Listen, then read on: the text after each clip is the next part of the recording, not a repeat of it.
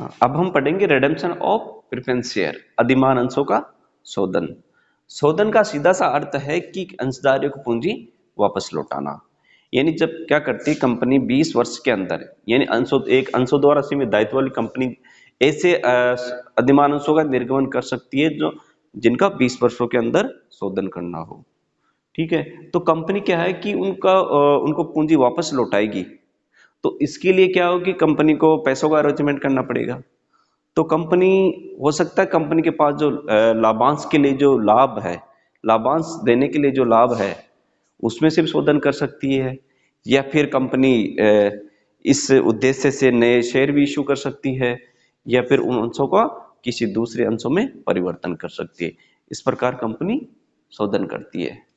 तो शोधन किस किस्म से कर सकती है? एक तो कर सकती है लाभांश के लिए उपलब्ध लाभों में से शोधन, रिडम्पशन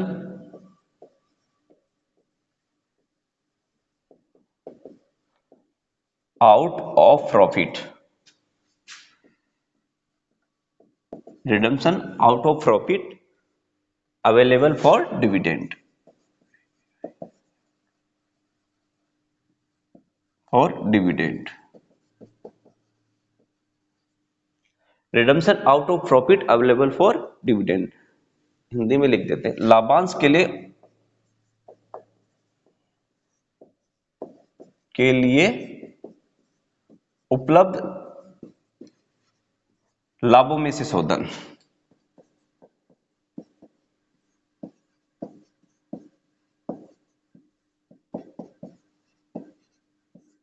ठीक है, इसके अलावा कैसे कर सकती कंपनी? इस उद्देश्य से यदि कंपनी नए शेयर इशू करके भी शोधन कर सकती है। Redemption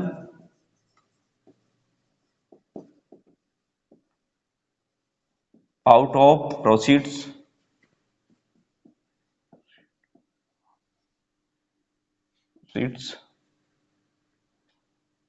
of new issue of shares, redemption out of proceeds of new issue of share, नए अंशों के निर्गमन द्वारा शोधन।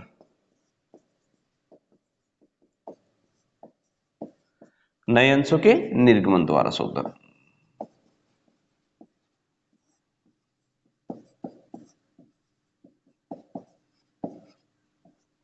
ठीक है,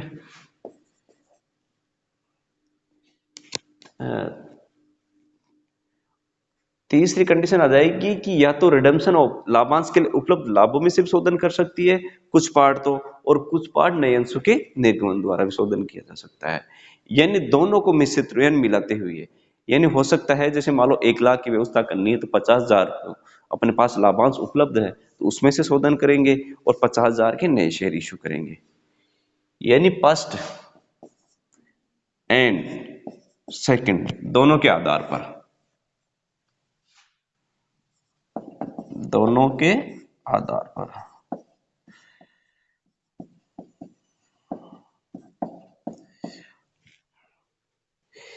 दोनों, कहने का मतलब लाभांश के लिए उपलब्ध लाभों में से शोधन तथा नए अंशों के निर्गमन द्वारा शोधन। ठीक है,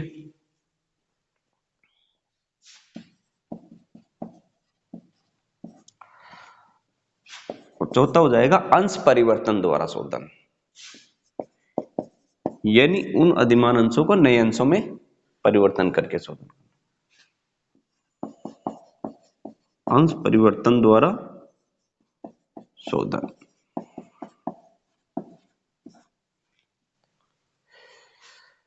अंश परिवर्तन द्वारा शोधन। रिडम्पशन ऑफ, इंग्लिश में लिख देता हूं, redemption of conversion of shares, redemption of conversion of shares, अंश परिवर्तन द्वारा शोधन। ठीक है, अब पहले अपन बात करेंगे लाभांश के लिए उपलब्ध लाभों में से शोधन। चलो एंट्रीज देखते हैं।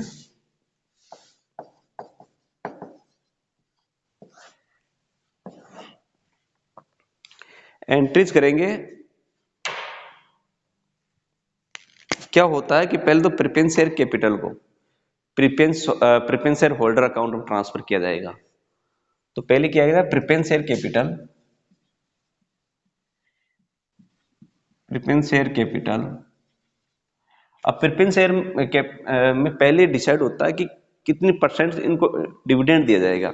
तो जैसे 10%, 8%, 9% जो भी है, तो जो भी है, जैसे मान लो 10% होगा तो 10% प्रेफरेंस शेयर कैपिटल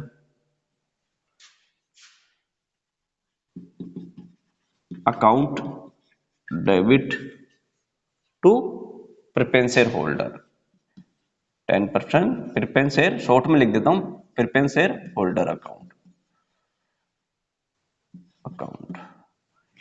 ठीक है, मान लेते हैं कि 20,000 प्रेफरेंस शेयर है, 9%, 10%, 20,000 प्रेफरेंस शेयर है, एक शेयर 10 रुपए का है। ठीक है, तो क्या करेंगे, 2 लाख हो गया। तो 2 लाख से एंट्री हो जाएगी 10% preference share capital account DR to 10% preference share holder account. ठीक है, ये तो हो गया जब सममूल्य पर शोधन करते हैं। ठीक है, अब है प्रीमियम पर शोधन।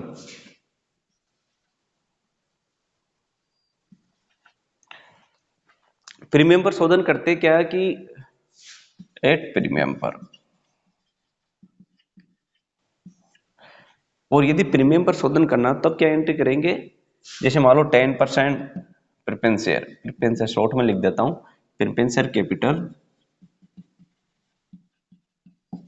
Account DR. और यदि सिक्योरिटी प्रीमियम पर शोधन कर रहे हैं तो यूं मान लेते कि जो 10 रुपए का शेयर है वो 12 रुपए पर शोधन कर रहे हैं, 2 रुपए प्रीमियम है, यहां पर यूं देख लेते हैं।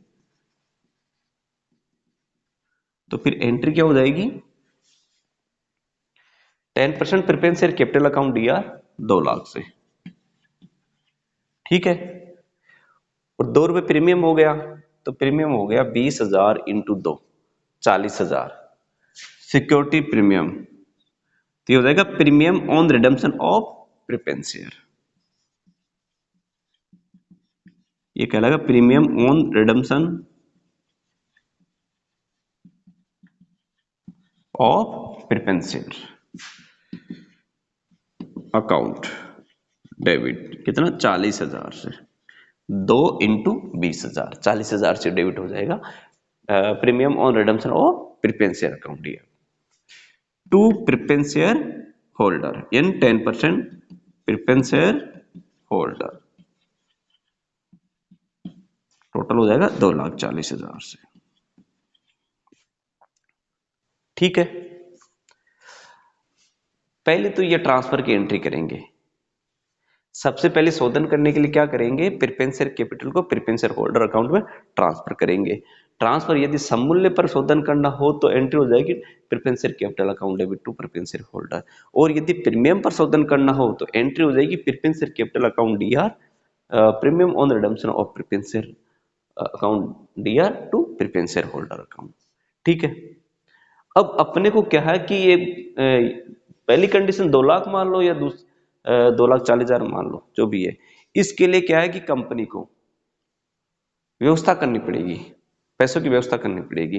तो पहले अपन बात करेंगे लाभांश के लिए उपलब्ध लाभों में से शोधन। ठीक है, तो लाभांश में से अगर शोधन करना हो तो क्या होता है कि प्रेफरेंस शेयर कैपिटल का अंकित मूल्य के बराबर राशि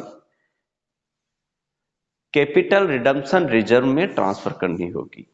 यदि अपन लाभांश में से शोधन लाभांश के लिए उपलब्ध लाभों में से शोधन कर रहे हैं तो प्रेफरेंस शेयर कैपिटल जिनका शोधन हो रहा है उनके अंकित मूल्य के बराबर की राशि कैपिटल रिडम्पशन रिजर्व CRR पूंजी शोधन संचय खाते में ट्रांसफर करनी होगी।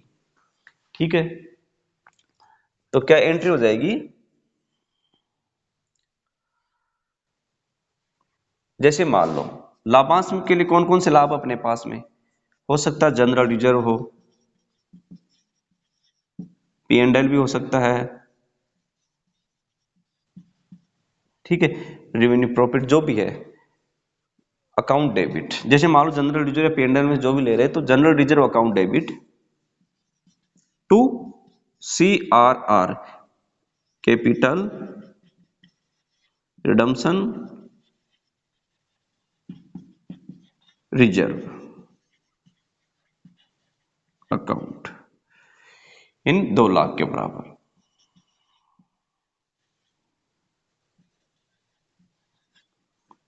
ठीक है, यहां पर यह देखना होगा कि जैसे मान लो 10% preferential capital account debit to preferential holder अपन ने कर दिया 2 लाख से। अब लाभांश के लिए उपलब्ध लाभों में से शोधन कर रहे तो अपनी व्यवस्था करेंगे जनरल रिजर्व से, तो general reserve account debit to capital redemption reserve 2 lakh से। यदि P&L से व्यवस्था कर रहे तो P&L account debit to capital redemption reserve, short में लिख देता हूं CRR। ठीक है, लेकिन यहां पर कौन सा अमाउंट लेंगे, ये तो क्या अपन सममूल्य पर कर रहे शोधन, तो यहां पर ये अमाउंट ले लेंगे। लेकिन यहां मान लो ये सममूल्य पर शोधन ना करके प्रीमियम पर शोधन कर रहे, तो वहां पर CRR में राशि 2,40,000 रुपए ना करके ओनली 2 लाख रुपए किया जाएगा। ठीक है, यानी इन अंशों के अंकित मूल्य के बराबर की राशि CRR में ट्रांसफर करनी होगी। अब क्या होगा, इससे पहले एक बात और ध्यान में रखनी होगी कि जैसे मान लो यदि अपने को प्रीमियम पर, ये तो क्या अपन जैसे मान लो कि सममूल्य पर शोधन कर रहे हैं तो ये कंडीशन हो जाएगी। लेकिन यदि अपन प्रीमियम पर शोधन कर रहे हैं तो पहले क्या होगा कि अपने को प्रीमियम की राशि की व्यवस्था करनी होगी। ये व्यवस्था, ये एंट्री बाद में होगी, इससे पहले एंट्री होगी प्रीमियम की व्यवस्था वाली एंट्री होगी।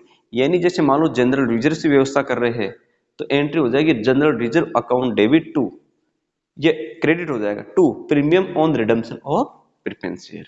लेकिन क्या होता है कि जो कैपिटल प्रॉफिट होता है तो पहले उससे व्यवस्था करते हैं इसमें, है ना, क्योंकि कैपिटल प्रॉफिट का सीमित उपयोग होता है। जैसे तो अपन सिक्योरिटी प्रीमियम को उपयोग इसमें कर सकते हैं, तो अपन सिक्योरिटी प्रीमियम से व्यवस्था करेंगे तो एंट्री हो जाएगी securities premium, premium account debit to premium on redemption of preference share, premium on redemption of preference share account. ठीक है, यहाँ 40,000 की व्यवस्था हो जाएगी।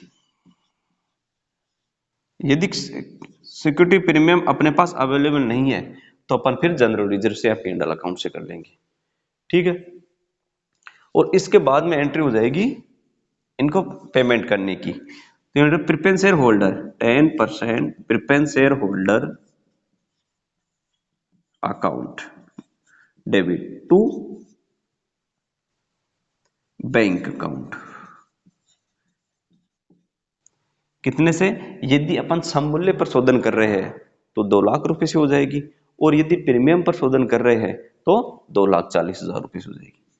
यानी 2 लाख रुपए सममूल्य पे है, नहीं तो 2,40,000 रुपए। ठीक है,